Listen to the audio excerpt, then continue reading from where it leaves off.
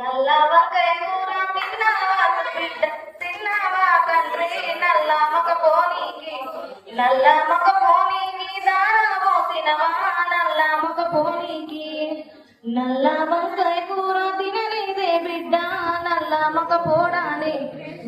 మొక్క పోడాని తెలియపాయనే నల్ల మొక్క పోడాని అయ్యో పట్టు పరుపుల మీద పన్నీటి బిడ్డ పల్లేరుగా ఎల్ల పక్కెట్లా ఉందే పల్లేరుగా ఎల్ల అయ్యో చీకటింట్లకు పోతే భయమన్న బిడ్డ సీకోటు సింతల్లా సిరసెట్లా ఉందే సీకోటు సింతల్లా